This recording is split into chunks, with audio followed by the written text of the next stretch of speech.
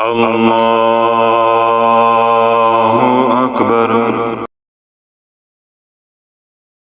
اللہ رب العزت قرآن مجید فرقان حمید میں ارشاد فرماتا ہے والعصر ان الانسان لفی خسر الا الذین آمنوا وعملوا الصالحات وتواصوا بالحق وتواصوا بالصبر۔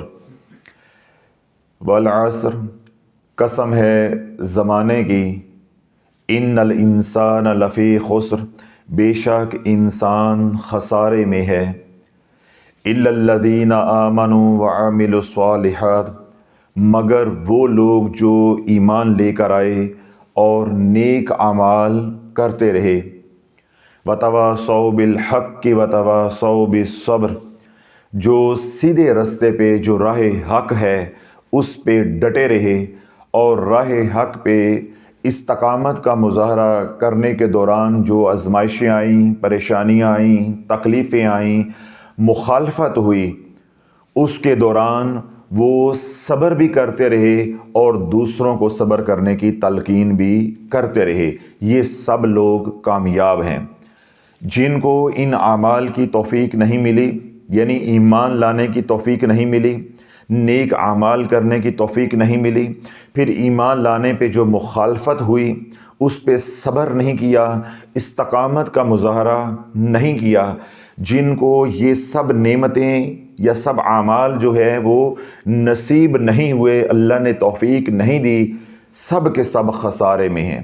مگر الا الذین آمنوا وعملوا الصالحات، مگر وہ لوگ جو ایمان لے کر آئے، جنہوں نے نیک اعمال کیے، راہ حق پہ استقامت کا مظاہرہ کیا، پھر جو مخالفت آئی اس پہ صبر کرتے رہے اور ایک دوسرے کو تلقین بھی کرتے رہے، یہ کامیاب ہی کامیاب ہیں۔ اللہ رب العزت نے یا شریعت مطہرہ نے جو ہمیں نیک اعمال کا حکم دیا ہے، یا شریعت مطہرہ جو ہے وہ نیک اعمال کرنے کی ترغیب دیتی ہے، اس لیے اللہ کے محبوب علیہ الصلوۃ والسلام نے مختلف اعمال کے فضائل کو بیان کیا ہے، کیونکہ انسان بنیادی طور پہ حریص ہے۔ جب اسے معلوم ہوتا ہے کہ میں یہ کروں گا تو مجھے اس کے ساتھ یہ نفع دنیا کا یا آخرت کا ملے گا، تو انسان کا نفس وہ کام کرنے پہ عمومی طور پہ راضی ہو جاتا ہے۔ تو اس لیے انسان کی نفسیات کو سامنے رکھتے ہوئے، انسان کے نفس کی حالت کو سامنے رکھتے ہوئے، اللہ کے محبوب علیہ الصلوۃ والسلام نے مختلف اعمال کے فضائل کو بھی بیان کیا ہے، تاکہ انسان جو ہے وہ بھول میں نہ مارا جائے کہ جو میں اعمال کر رہا ہوں ان کی اللہ کی بارگاہ میں کیا قیمت ہے، ان کی اللہ کی بارگاہ کے اندر کیا حیثیت ہے، یا ان اعمال کا آخرت میں یا دنیا میں کیا مجھے نفع ہوگا، کیا اجر و ثواب ملے گا۔ اب یہ جو اعمال والی زندگی ہے یا یہ جو اعمال ہیں، یہ تو ہر پل، ہر کسی کو اور ہر جگہ پہ کرنے کا حکم ہے، مگر ہوتا کیا ہے کہ بسا اوقات یہی اعمال کسی خاص گھڑی میں کیے جائیں تو یہ زیادہ قیمتی ہو جاتے ہیں۔ جس طرح نماز ہے، بہت بڑا حکم ہے، اگر نماز کو نماز کے وقت پہ کیا جائے گا تو اس کا اجر و ثواب کچھ اور ہے، اس کی نورانیت، اس کی روحانیت کچھ اور ہے۔ وہی نماز اگر وقت سے ہٹ کر پڑھی جائے گی، یعنی قضا کی صورت میں پڑھی جائے گی، تو اس کا اجر و ثواب کچھ اور ہے، اس کی روحانیت یا اس کی نورانیت کچھ اور ہے۔ کہنے کہ وہ کیا ہے، وہ نماز ہی ہے۔ بے نہیں، جو اعمال آج میں بتانے جا رہا ہوں وہ موقع مناسبت کے حوالے سے آپ کریں گے تو ان کی فضیلت کچھ اور ہوگی، اگر ان گھڑیوں کے گزر جانے کے بعد ہم وہ اعمال کریں گے تو ان کا اجر و ثواب یا ان کی حیثیت یا ان کی وقت یا ان کی فضیلت کچھ اور ہوگی۔ جس طرح حضرات کو معلوم ہے کہ آج سے 2 یا 3 دن بعد انشاءاللہ العزیز شعبان المعظم کا مہینہ شروع ہوا چاہتا ہے، رجب کے آخری ایام گزر رہے ہیں۔ سیدنا شیخ عبد القادر جیلانی رحمۃ اللہ علیہ فرماتے ہیں کہ رجب کی مثال درخت کے پھوٹتے ہوئے، نئے پھوٹتے ہوئے پتوں کی طرح ہے، اور شعبان کی مثال پتوں کے پھلتے ہوئے، یعنی درخت جو ہے اب وہ سر سبز و شاداب ہو رہا ہے، اس کی نئی ٹہنیاں بھی نکل رہی ہیں اور اس کے اوپر نئے پتے جو لگے تھے وہ بھی اب بڑھ رہے ہیں، ان کی نشو و نما ہو رہی ہے، یعنی درخت جو ہے وہ پھل رہا ہے۔ اور رمضان المبارک کی مثال ہے پھل لگنے کی، رجب کی مثال ہے پتوں کے پھوٹنے کی، اور شعبان کی مثال ہے درخت کے پھلنے کی، اور رمضان المبارک کی مثال ہے پھل لگنے کی۔ اسی طرح اولیاء اللہ مشائخ یہ بات فرماتے ہیں کہ رجب میں اگر ہل چلایا گیا، رجب میں اگر ہل چلایا گیا، شعبان میں اگر بیج بویا گیا، تو رمضان میں تو پھر جھولی بھر لے گا، یعنی تیرا بڑولا جو ہے وہ اناج سے، گندم سے وہ بھر جائے گا، تیری ضرورتیں جو ہے وہ رمضان المبارک میں پوری ہو جائیں گی، تجھے مکمل جو اس کا اجر ہے، اپنی محنت کا صلہ ہے، وہ انشاءاللہ العزیز مل جائے گا۔ اس لیے اللہ والو جس نے رجب کے اندر گناہوں سے توبہ کر لی، بڑی اہم بات ہے، جس نے رجب کے اندر، ماہ رجب کے اندر گناہوں سے توبہ کر لی اور شعبان المعظم کے اندر اللہ کو منا لیا، پھر اس نے رمضان المبارک میں اللہ کو پا لیا۔ اب نے جتنی بات کی ہے وہ اس فکرے کے اندر میں نے سمو دی ہے، یہ اصول ہے، یہ کلیہ ہے۔ جس نے ماہ رجب کے اندر گناہوں سے توبہ کر لی، اس نے ماہ شعبان کے اندر اللہ کو منا لیا، پھر اس نے ماہ رمضان المبارک کے اندر اس نے اللہ کو پا لیا۔ اللہ والو یہ جو ماہ شعبان ہے یہ کتنا قیمتی ہے، میں 2-3 مثالیں دیتا ہوں، انشاءاللہ العزیز آپ کے اوپر اس کی حقیقت کھل جائے گی، اور اللہ رب العزت جو ہے مجھے آپ کو ایک ایک پل شعبان المعظم کی قیمتی بنانے کی توفیق عطا فرمائے۔ اور جو ماہ رجب اگر ہم نے قیمتی بنایا ہے، اعمال والی زندگی گزاری ہے، تو اس پہ ہم شکر بھی ادا کریں، اور اگر خدا نخواستہ ماہ رجب کے اندر غفلت رہی ہے تو پھر استغفار بھی کریں، اللہ سے اعمال کی توفیق بھی مانگیں، پچھتاوے، ندامت، شرمندگی کا اظہار بھی کریں کہ یا اللہ میں ماہ رجب کو قیمتی نہیں بنا سکا، جو ماہ رجب کے اندر کمی رہ گئی ہے اے اللہ ماہ شعبان کے اندر اس کمی کو نکال دے، اس کمی کو پورا فرما دے۔ سیدنا عبداللہ بن عباس رضی اللہ عنہ روایت کرتے ہیں کہ حضور علیہ الصلوۃ والسلام نے ارشاد فرمایا کہ جس نے ماہ شعبان کے اندر ظہر اور عصر کے درمیان سید الاستغفار استغفر اللہ الذی لا الہ الا هو الحی القیوم واتوب الیہ، یعنی اس دعا کی کثرت کی، ظہر اور عصر کے درمیان شعبان کی کسی بھی تاریخ کو، تو ہونا تو یہ چاہیے کہ پورے شعبان کے اندر ہمارا یہ معمول ہو کہ ظہر اور عصر کے درمیان میں ہم کاروبار بھی کر رہے ہیں تو کاروبار کی جگہ پہ، ملازمت کر رہے ہیں تو جو بھی جگہ ہے، دفتر ہے، اس وہاں بیٹھ کے، کوئی فیکٹری میں ہے، کوئی ذمہ دارہ کر رہا ہے، جو ہمارا کام کاج ہے، جو ہماری ذمہ داری ہے، تو وہاں پہ ہم دنیا کا کام بھی کرتے رہیں اور ساتھ سید الاستغفار کی کثرت بھی کرتے رہیں۔ اس طرح ہماری مائیں بہنیں ہیں، وہ گھر میں گھر کے کام کاج جو ذمہ داریاں ہیں ان کو بھی پورا کریں، اور چلتے پھرتے وضو بغیر وضو کوئی قید نہیں ہے، پاکی ناپاکی کی کوئی قید نہیں ہے، تو سید الاستغفار کی ہم کثرت کریں۔ اور وہ حضرات خوش نصیب جو بڑھاپے کے اندر ہیں یا ان کے اوپر ذمہ داریاں نہیں ہیں، ان کو فرصت ہے، ان کو آسانی ہے، تو وہ جائے نماز پہ بیٹھ کے جو ہے وہ سید الاستغفار کی کثرت کریں۔ تو جس نے شعبان المعظم کے اندر بعد نماز ظہر اور عصر، یعنی ظہر اور عصر کے درمیان میں استغفار کی کثرت کی، عبداللہ بن عباس رضی اللہ عنہ روایت کرتے ہیں کہ حضور علیہ الصلوۃ والسلام نے ارشاد فرمایا، رب عرشوں سے آواز دیتا ہے، اے فرشتوں، ان کے نامہ اعمال کو جو گناہوں سے لتھڑے ہوئے تھے، جو گناہوں سے بھرے ہوئے تھے، ان نامہ اعمال کو جلا دو، ان نامہ اعمال کو جلا دو، تاکہ نہ بانس رہے، نہ بانسری رہے، نہ نامہ اعمال رہے، نہ گواہ رہیں، نہ گناہ رہیں، نہ ان کے اوپر کسی کی گواہی رہے، نہ فرشتوں کی گواہی رہے، نہ کسی مخلوق کی گواہی رہے۔ جو جلوت میں گناہ کیے ہیں وہ بھی مٹا دو، جو خلوت میں گناہ کیے ہیں وہ بھی مٹا دو، جو دن کی روشنی میں گناہ کیے ہیں وہ بھی مٹا دو، جو رات کی تاریکی میں گناہ کیے ہیں وہ بھی مٹا دو، اور ان گناہوں کے اوپر جو گواہ ہیں ان کو بھلا دو، اور نامہ اعمال جس میں یہ گناہ تحریر ہیں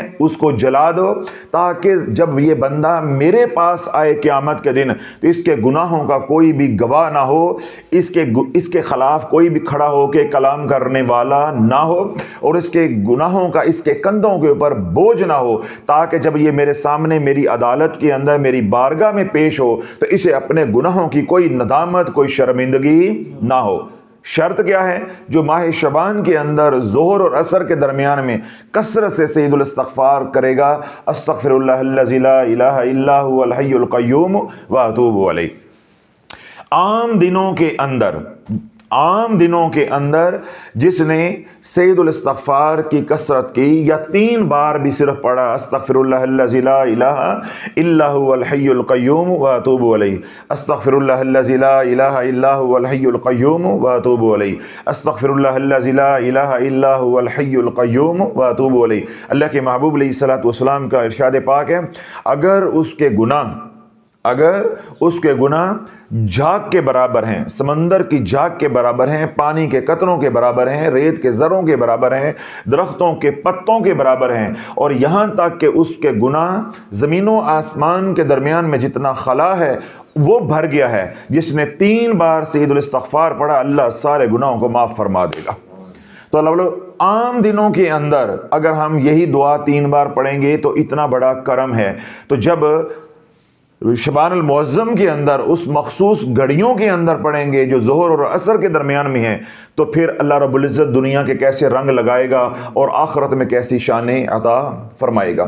تو اللہ ہم یہی محنت کر رہے ہیں امت کے اوپر کہ من گڑت وظائف سے نکل آؤ، جھوٹے فضائل سے نکل آؤ، یہ ہیجان پیدا کر کے، کشش پیدا کر کے، اعمال کو پرکشش بنا کے، جھوٹے دعوے کر کے تمہیں ترغیب دیتے ہیں، پھر ان اعمال کے ساتھ جو شرائط ہیں نہ بتانے والے کو علم ہے اور نہ کرنے والے کو علم ہے۔ تو اس کا نتیجہ کیا نکلا کہ امت رجت کے اندر پھنس گئی، اعمال کی اثر بد کے اندر پھنس گئی، پھر گھروں کے گھر، نسلوں کی نسلیں برباد ہو گئیں۔ جن اعمال کو کر کے دنیا بنانے نکلے تھے یا آخرت پانے کے لیے نکلے تھے، دنیا بھی نہ ملی تو آخرت کیسے مل جاتی؟ دنیا جو تھی بھی، جو قلیل تھی یا جتنی بھی تھی، وہ بھی برباد ہو گئی۔ تو اس لیے جو اعمال بتائے جائیں ان کو توجہ کے ساتھ سنو، امت تک ان کو پہنچاؤ کہ ان اعمال کی قیمت ہے، ان اعمال کے بارے میں سوال ہونا ہے، ان اعمال کا ترازو کے اندر وزن ہونا ہے۔ جو میرے تیرے بزرگوں کے دائیں بائیں کے بنائے ہوئے اعمال ہیں ان کا کوئی سوال نہیں ہونا، ان کا کوئی تقاضا نہیں ہونا، اور جو بزرگوں کے نام کے اوپر اعمال بتائے جاتے ہیں، اللہ والو یہ اولیاء اللہ کو، بزرگان کو بدنام کرنے کی ایک جو ہے وہ کوشش ہے۔ جن اولیاء اللہ نے کتابیں لکھی ہیں آج تک بھی، پہلے تو ان کی کتابیں صحیح حالت کے اندر موجود ہی نہیں ہیں، صحیح حالت کے اندر موجود ہی نہیں ہیں۔ کیوں؟ اولیاء اللہ کی کتابوں کی حفاظت کا اللہ نے ذمہ نہیں لیا، اللہ نے قرآن کی حفاظت کا ذمہ لیا ہے۔ تو جس امت نے احادیث مبارکہ کی کتابوں کے اندر خلل ڈالنے سے باز نہیں آئے، موضوع احادیث گھڑنے سے باز نہیں آئے، تو کیا یہ جو اولیاء اللہ کی کتابیں ہیں یہ بے نہیں ویسے ہی آ رہی ہیں جیسے انہوں نے تحریر فرمائی؟ پہلے تو یہ کتابیں اصل حالت میں ہیں نہیں، ان کے اندر انتہا درجے کی گڑبڑ ہو چکی ہے، تحریف ہو چکی ہے جس کا ہمیں علم نہیں ہے۔ 20 بار ہم مطالعہ کے دوران دیکھتے ہیں کہ جو بات اس بزرگ کے ساتھ منسوب ہے وہ کسی اور کے ساتھ بھی منسوب ہے۔ ہر فرقے نے، ہر مکتبہ فکر نے اپنے اپنے بزرگوں کو بڑھانے کے لیے، ان کے درجات، ان کی شانیں، ان کی کرامات کو بڑھانے کے لیے ادھر کی بات ادھر، ادھر کی بات ادھر، یعنی اپنے بزرگوں سے منسوب کی ہوئی ہیں۔ اس لیے ان اعمال کی کوئی پختگی نہیں ہے، کوئی ضمانت نہیں ہے۔ پھر دوسری بات یہ ہے کہ جو کتابیں بزرگان کے ساتھ منسوب ہیں، اکثریت وہ کتابیں جو ہیں انہوں نے خود لکھی نہیں ہیں، یا جو کرامات یا جو اعمال بزرگوں سے منسوب ہیں یا نسبت ان کی قائم کی جاتی ہے یا بتائی جاتی ہے، وہ ان بزرگان نے لکھی نہیں، وہ میں نے آپ نے لکھی ہے۔ میں نے اپنے مرشد کے بارے میں کتاب لکھ دی، تو کیا ہوا کہ جب میں نے اپنے مرشد کے بارے میں کوئی بات کہی تو میں نے حد سے تجاوز کیا، محبت کے اندر، عقیدت کے اندر۔ تو میں نے وہ اس بات کو اس طرح نہ لکھا جس طرح حقیقت تھی، بلکہ میں نے اس کے اندر اپنے الفاظ جو ہے وہ داخل کیے اور اپنے شیخ اور شیخ کی جو محبت ہے تاکہ وہ چھلکے اور لوگ اس سے متاثر ہوں۔ بے شک ایک مرید ہونے کی حیثیت سے یہ طریقت کے اندر جائز ہے، لیکن ہم نے تو بعد حقیقت دیکھنی ہے کہ بات کی حقیقت کیا ہے۔ تو یہ میں نے تھوڑی سی بات اس لیے آپ حضرات کے سامنے رکھی ہے۔ بے شک وہ اعمال میں بتاؤں، بے شک وہ اعمال آپ کتابوں سے پڑھیں، بے شک یہ اعمال کوئی اور بتائے، میں نے حقیقت ان کی بتا دی ہے، لیکن وہ اعمال جو اللہ کے نبی علیہ الصلوۃ والسلام نے بتائے ہیں، زمانے بھر کے بزرگوں کے اعمال بے شک انہوں نے اپنی حیاتی کے اندر خود لکھوائے ہوں یا خود لکھے ہوں، وہ اعمال بھی حضور علیہ الصلوۃ والسلام کے ایک ادنا عمل کو چھو بھی نہیں سکتے۔ اور جو ہمارے پاس اولیاء اللہ کے اعمال بالفرض موجود بھی ہیں، ان کی کوئی ضمانت بھی نہیں ہے کہ واقعی انہوں نے لکھوائے ہیں یا انہوں نے لکھے ہیں۔ اور دیگر جو اعمال ہیں وہ سارے کے سارے کیا ہیں؟ من گڑت ہیں۔ تو من گڑت جو اعمال ہیں ان کا جو بھیانک نتیجہ نکلا ہے وہ پچھلے ہم کم و بیش 1 سال سے امت کے اوپر کھول رہے ہیں، اور امت کی آنکھیں اب کھل رہی ہیں کہ ہمارے ساتھ کیا کھیل کھیلا گیا ہے۔ تو اس لیے پہلا عمل جو میں نے بتایا ہے وہ کیا کہ ہم نے شبان المعظم کے دوران کثرت سے جو ہے وہ استغفار کرنا ہے، اور استغفار کا جو وقت ہے وہ کون سا ہے؟ فضیلت والا، ظہر اور عصر کے درمیان میں۔ اس لیے مشائخ فرماتے ہیں کہ رجب کے اندر کثرت سے لا الہ الا اللہ کرو، نفی اثبات کرو، شبان المعظم کے اندر کثرت سے سبحان اللہ کرو، اور رمضان المبارک میں کثرت سے الحمدللہ کا ذکر کرو۔ اب جو ماہ رجب ہے وہ تو تقریباً اختتام پذیر ہو گیا، جو 2-3 دن رہتے ہیں ان میں آپ کثرت سے نفی اثبات لا الہ الا اللہ، لا الہ الا اللہ، کم از کم ایک تسبیح جو ہے وہ ہر نماز کے بعد کرنے کی کوشش کریں۔ لیکن جب آگے ماہ شعبان شروع ہو جائے تو اس کا ذکر کیا ہے؟ سبحان اللہ، سبحان اللہ، سبحان اللہ۔ اب ہمارے سے لوگ پوچھتے ہیں نا کہ حضرت صاحب ہمیں کوئی ایسا ورد بتا دیں یا ایسا ذکر بتا دیں کہ جو ہم چلتے پھرتے کرتے رہیں، تو وہ بات بھی درمیان میں آ گئی ہے کہ اگر آپ چلتے پھرتے ماہ شعبان کو قیمتی بنانا چاہتے ہیں، کام کاج کے دوران وضو بغیر وضو، پاکی ناپاکی کی قید سے آزاد ہو کے، تو پھر کثرت کے ساتھ سبحان اللہ، سبحان اللہ، سبحان اللہ، کیونکہ جو ماہ شعبان ہے یا شعبان المعظم ہے اس کا جو ذکر ہے وہ کیا ہے؟ سبحان اللہ، سبحان اللہ، میرا اللہ پاک ہے، میرے اللہ کی ذات پاک ہے، تمام عیبوں سے وہ میرا اللہ پاک ہے۔ تو کثرت کے ساتھ اس کو ذکر کو جو ہے وہ کریں، انشاءاللہ العزیز اللہ رب العزت اپنی اس صفت کی خیرات جو ہے وہ عطا فرمائے گا۔ کئی بار بیانات کے اندر میں نے یہ بات سمجھائی کہ جس صفت کو پکارو گے اسی صفت کا فیض آئے گا۔ اللہ تمام عیبوں سے پاک ہے، اللہ تمام کمزوریوں سے پاک ہے۔ جب آپ اس صفت کی تکرار کرو گے تو اللہ تجھے بھی عیبوں سے پاک کر دے گا، اللہ تجھے بھی کمزوریوں سے پاک کر دے گا۔ جو تیری مجبوریاں ہیں، جنہوں نے تجھے جکڑا ہوا ہے، اللہ ان سے بھی آزاد کر دے گا، اللہ نے تیرے لیے آسانیاں فرما دے گا۔ جس طرح رشتوں کے لیے پریشان ہو تو سبحان اللہ کا ذکر کرو، مال کی وجہ سے پریشان ہو یعنی روزی کی وجہ سے پریشان ہو تو کثرت سے سبحان اللہ کا ذکر کرو، گھر میں جادو ٹونے کی وجہ سے پریشان ہو تو دن رات اٹھتے بیٹھتے سارے بارے گھر والے مل کے سبحان اللہ کا ذکر کرو، ٹھیک ہے۔ اسی طرح گھر میں لڑائی جھگڑے ہیں، گھر میں نظر بد ہے یا اور دیگر تکلیفیں ہیں، بیماریاں ہیں، یعنی کوئی بھی مسئلہ ہے جس کی وجہ سے آپ پریشان ہوئے ہیں، عاجز ہوئے ہیں، تو دن رات کس کا ذکر کرو؟ سبحان اللہ، سبحان اللہ، سبحان اللہ۔ کوئی تعداد نہیں ہے، کوئی تعداد نہیں ہے، کوئی وقت کا تعین نہیں ہے، صرف اللہ سے توفیق مانگ لو کہ اللہ مجھے اس عمل کے لیے جو میں بتا رہا ہوں قبول کر لے، کہ یا اللہ میں لاکھوں کی تعداد میں جو ہے وہ سبحان اللہ پڑھوں گا، یا ہم سب گھر والے جو مل کے ہے وہ کروڑوں کی تعداد میں سبحان اللہ پڑھیں گے ماہ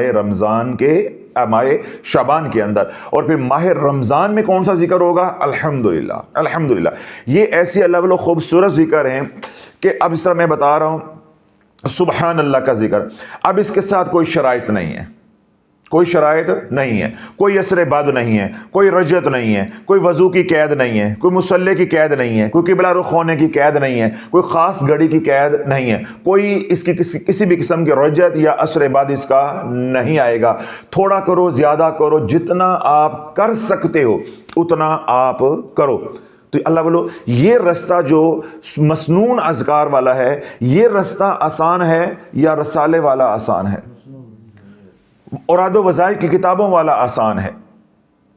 تو ہم نے آسان رستہ جو ہے اس کو نظر انداز کر دیا، جو پیچدار اور گمراہیوں والا رستہ ہے اس کو ہم نے سینے سے لگا لیا۔ کیوں کہ منبر رسول کے اوپر بیٹھ کے ان وظائف کے من گھڑت فضائل بیان کیے جاتے ہیں، جھوٹ کو بیان کیا جاتا ہے، جھوٹ کو بیان کیا جاتا ہے۔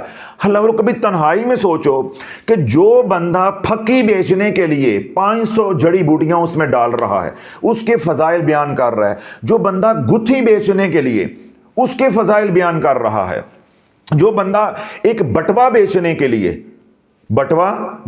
لیے کہہ رہا ہے کہ یہ سلطان الوظائف ہے، تمام وظائف کا یہ وظیفہ سردار ہے، جو بندہ چھڑی بیچنے کے لیے اس کے فضائل بیان کر رہا ہے، اس سے بڑا جھوٹا اور کذاب کون ہوگا؟ اس سے بڑا جھوٹا اور کذاب کون ہوگا جس کے فضائل کوئی قرآن و حدیث میں آئے ہی نہیں ہے؟ تو جو اس کے اتنے فضائل بیان کر رہا ہے، تو اللہ والو جب وہ فضائل عوام سنتی ہے تو عوام کیا ہوتی ہے؟ وہ ٹوٹ پڑتی ہے۔ کوئی اٹھتا ہے مداری تو وہ کیا کہتا ہے؟ منگل کے دن ناخن کاٹو تو پریشانیاں دور ہو جائیں گی۔ اللہ والو سارا کچھ آپ نے ہمارے اوپر ڈالا ہوا ہے، وہ آپ کی محبت ہے، آپ کی شفقت ہے، وہ بات اپنی جگہ بجا ہے کہ حضرت صاحب اس موضوع کے اوپر کلام کریں، حضرت صاحب اس موضوع پہ کلام کریں، کسی کی اصلاح ہو جائے، حضرت صاحب اس موضوع پہ کلام کریں، کسی کی اصلاح ہو جائے۔ چلو میں آپ کے حکم کی تعمیل کرتا ہوں، اللہ مجھے توفیق دے، اللہ مجھے ہدایت کا ذریعہ بنائے، یہ بات تو ہوگی بجا۔ اور ایک طرف آپ کے ذمہ کوئی شے نہیں ہے، آپ نے حضور کا کلمہ نہیں پڑھا، آپ کے ذمہ کوئی چیز نہیں ہے، یا آپ نے صرف ساری زندگی جو ہے ان کے پیچھے چلنا ہے یا امت کا تماشا دیکھنا ہے کہ کون کیا کر رہا ہے۔ آپ کے ذمہ جو ہے وہ پل بند باندھنا، رکاوٹ کھڑی کرنا آپ کے ذمہ نہیں ہے۔ میرے سے سوال ہوگا، آپ سے کوئی سوال نہیں ہونا۔ میں جو جوڑوں کسی کو یا میں کسی کو روکوں کہ کون سی کتاب میں آیا کہ منگل والے دن جو ہے وہ ناخن کاٹو گے تو تمہاری پریشانیاں، مصیبتیں، تکلیفیں ختم ہو جائیں گی، اگر یہ منسوب کرتے ہو اتنا ہی عمل کسی بزرگ کا اچھا ہے، اور اگر اتنا ہی اچھا ہے تو اللہ کے نبی علیہ الصلوۃ والسلام کے معاذ اللہ ناخن نہیں تھے؟ آپ نے ناخن نہیں تراشے؟ صحابہ کے ناخن نہیں تھے؟ یا اللہ کے نبی علیہ الصلوۃ والسلام کو معاذ اللہ علم نہیں تھا کہ میری امت کے بھی ناخن ہیں؟ اور منگل کو یہ والی گھڑی جو ہے وہ بڑی قیمتی آتی ہے، میں اپنی امت کو بتاتا جاؤں تاکہ میری امت جو ہے اس گھڑی کے اندر ناخن کاٹے اور ان کو نفع ہو جائے۔ کیا حضور نے ایک ایسی بات کی ہے؟ ناخن کاٹنے کا مسنون طریقہ موجود نہیں ہے۔ کتنی بار بیانات کے اندر یہ میں نے بات سمجھائی ہے کہ ناخن کاٹنے کا یا یہ بال کاٹنے کا کوئی مسنون طریقہ نہیں ہے، لباس کا کوئی مسنون طریقہ نہیں ہے، صالحین کا لباس ہے، اسی کو مسنون کہا جاتا ہے۔ اسی طرح ناخن کاٹنے کا ہے جس دن مرضی کاٹو، لیکن کیونکہ جمعے کی فضیلت زیادہ ہے اس لیے بعد والوں نے احادیث مبارک کو دیکھ کے یہ استدلال کیا ہے کہ جمعے کو کاٹو گے تو اس کا اجر زیادہ ہوگا، لیکن آپ اس کو سنت ثابت نہیں کر سکتے۔ طریقہ میں بتا رہا ہوں، طریقہ جو ہے یہ مستحب ہے، جو میں نے 2-3 بار بتایا بھی تلاش چینل پہ، ناخن کاٹنے کا طریقہ وہ بیان پڑا ہوا اگر آپ نے سننا ہو کہ ناخن کیسے کاٹے جاتے ہیں، ٹھیک ہے۔ اب وہ مسنون نہیں ہے، تو جب مسنون طریقہ موجود نہیں ہے تو اللہ کے نبی نے گھڑی بتائی ہوگی؟ اس بیان میں بھی میں نے یہ بات کہی کہ جب آسانی ہو کاٹ لو، لیکن کیونکہ جمعے کا دن جو ہے وہ مبارک ہے اس لیے غیر ضروری بال ہیں، داڑھی تراشنی ہے یا سر کے بال جو ہے وہ منڈوانے ہیں، بنانے ہیں، حجامت کروانی ہے، صفائی ستھرائی کرنی ہے۔ جمعے کو کرو گے، خوشبو لگاؤ گے، غسل کرو گے، نیا لباس لگاؤ گے، اہتمام کرو گے، یہ سارا جمعے کی سنتوں کے اندر آ جاتا ہے۔ تو اگر آپ بال بھی اس دن صاف کر رہے ہیں، ساتھ ناخن بھی اس دن کاٹ لیتے ہیں، تو کیا ہوگا کہ آپ کو اجر و ثواب اس کا زیادہ مل جائے گا۔ لیکن اللہ نے اتنی آسانیاں ہمارے اوپر کی، اتنی آسانیاں ہمارے اوپر کی، اب میرا ناخن جو ہے وہ بڑا ہوا ہے، مجھے چبھ رہا ہے، بار بار مجھے تکلیف ہو رہی ہے، آج دن ہے اتوار کا تو میں جمعرات تک یا جمعے تک انتظار کروں گا، وہ گھڑی آئے گی تو میں کاٹوں گا۔ اگر اللہ مسنون بنا دیتا یا اللہ واجب یا فرض کا درجہ دے دیتا تو میں تکلیف میں رہتا یا راحت میں رہتا؟ تکلیف میں رہتا۔ تو دین تکلیف دینے کے لیے آیا ہے یا دین سلامتی کا نام ہے؟ اللہ بولو، دین سلامتی کا نام ہے، دین رحمت کا نام ہے، سراپا رحمت ہے، سراپا سلامتی ہے۔ اور ان بدبختوں نے ہمارے دین کو، دین اسلام کو کیا کا کیا بنا دیا ہے۔ نہ منگل آئے تو نہ ناخن میں کاٹوں، اور میرا یقین، میرا اعتقاد بن جائے گا کہ اس ہفتے میں نے کیونکہ منگل کو ناخن نہیں کاٹے تو اس لیے میرا یہ نقصان ہو گیا ہے، میں کدھر گیا؟ توم پرستی کی طرف۔ اس لیے میرے نبی علیہ الصلوۃ والسلام نے فرمایا، سیدنا جابر رضی اللہ عنہ روایت کرتے ہیں کہ میں حضور علیہ الصلوۃ والسلام کے ساتھ تھا، تو سرکار علیہ الصلوۃ والسلام سفر کے دوران ایک جگہ پہ بیٹھے تو آپ نے ایک ٹہنی لے کر ایک لکیر ایسے یوں اپنی طرف لگائی، پھر اسی ٹہنی کے ساتھ اس طرح لکیریں لگائیں دونوں طرف، تو اللہ کے نبی علیہ الصلوۃ والسلام نے فرمایا، ھذا صراط مستقیم، یہ سیدھا رستہ ہے، یہ میرا رستہ ہے، یہ سنت کا رستہ ہے، یہ مسنون اعمال کا رستہ ہے، یہ کامیابی اور فلاح کا رستہ ہے، یہ سیدھا رستہ اللہ کی طرف جاتا ہے۔ یہ تمام جتنے بھی رستے ہیں یہ پرکشش ہیں، لیکن ہر رستے کے اوپر شیطان بیٹھا ہوا ہے، ہر رستے کے اوپر شیطان بیٹھا ہوا ہے۔ تو شیطان خلا گھر لے کے جائے گا، جنت میں لے کے جائے گا؟ نہیں، وہ گوانڈیاں لے کے جائے گا سیدھا جہنم میں، اور جہنم میں گرانے کے بعد، پہنچانے کے بعد بھی کہے گا میں کی کیتا ہے، میں کی کیتا ہے، تیری آنکھاں نہیں سائیں گی، تیری عقل نہیں ہے۔ تو اللہ بولو، یہی بات میں آپ کو کہہ رہا ہوں کہ اگر مجھے آپ کہتے ہیں کہ حضرت صاحب یہ فلاں فتنہ ہے، اس پہ بات کریں، میں نے کیا کہا؟ آپ کی محبت، آپ کی عقیدت، آپ کا کہنا سر آنکھوں پہ ہے، میری ذمہ داری بھی ہے، اور آپ نے ذمہ داری پوری کی، اگر میرے علم میں نہیں آپ نے میرے تک بات پہنچا دی، آپ کی مہربانی ہے۔ اب میرا بھی تو سوال ہے کہ آپ کے ذمہ کوئی کام نہیں ہے، آپ کے ذمہ صرف چسکے لینا ہے، تھمبنیل دیکھنا ہے، یا ان پیروں کے پاس جانا ہے، ان کو ڈونیشنز بھیجنے ہیں جو میرے حضور کی امت کو گمراہ کر رہے ہیں؟ آپ کے ذمہ کوئی کام نہیں ہے۔ آپ کیا ذمہ جو کام ہے، اپنے حصے کا دیا آپ جلاتے جائیں، انشاءاللہ ہم اپنے حصے کا دیا جلاتے جائیں گے۔ جب میرے رب نے دین اسلام کو سراپا سلامتی والا دین قرار دیا ہے، ٹھیک ہے، تو ہم اس دین کو مشکل بنا رہے ہیں، اس دین کو مشکل بنا رہے ہیں۔ پہلے کہا جا رہا ہے کہ ناخن کاٹو منگل والے دن فلاں گھڑی کے اندر، پھر جو ہے وہ نئی پھل جڑی آ جاتی ہے کہ ناخن کاٹ کے ان کو زمین کے اندر دفنا دو اور پڑھو انا للہ و انا الیہ راجعون، تمہاری 100 حاجتیں پوری ہو جائیں گی، ساری مصیبتیں دور ہو جائیں گی، اور نیت یہ کرو کہ میں اپنی ساری پریشانیاں دفن کر رہا ہوں۔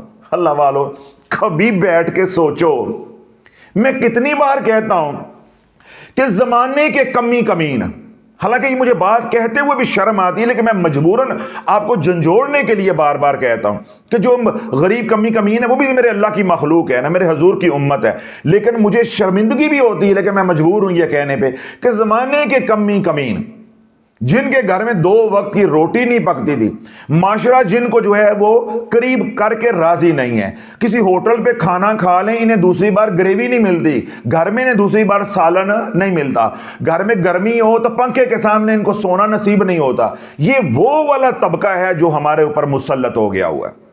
جب انہیں دنیا کا کوئی کام نہ ملا، انہوں نے کہا اے سوکھا پیر بن جاؤ۔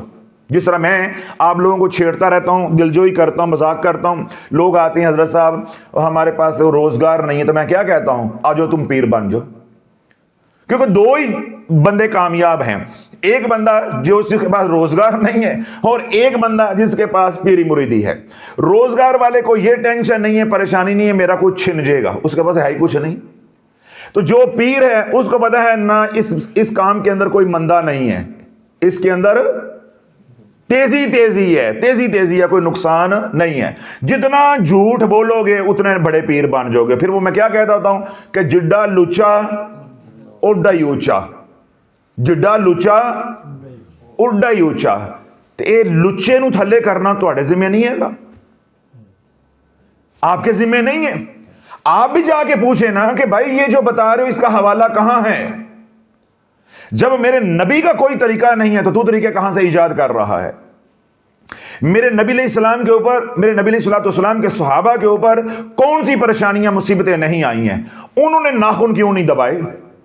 میرے نبی علیہ السلام نے تو اپنے جگر کے ٹکڑے جو ہے وہ دبائے ہیں، آپ کے سامنے وہ شہید ہوئے ہیں، تو ناخن دے کے جانیں نہیں بچائی جا سکتی تھی؟ بدر کے اندر ناخن دے کے جانیں نہیں بچائی جا سکتی تھی؟ احد کے اندر ناخن دے کے جانیں نہیں بچائی جا سکتی تھی؟ میرے نبی علیہ الصلوۃ والسلام نے پیٹ پہ پتھر باندھ کے خندق کھودی ہے، تو ناخن دے کے جان نہیں بچائی جا سکتی تھی؟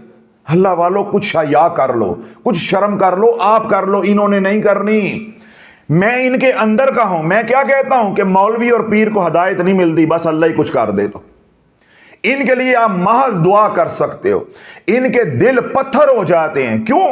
ان کا تعلق ایسے خاندان کے ساتھ ہوتا ہے، محرومیوں کے مارے ہوئے جو خاندان ہوتے ہیں یہ انتقام لیتے ہیں۔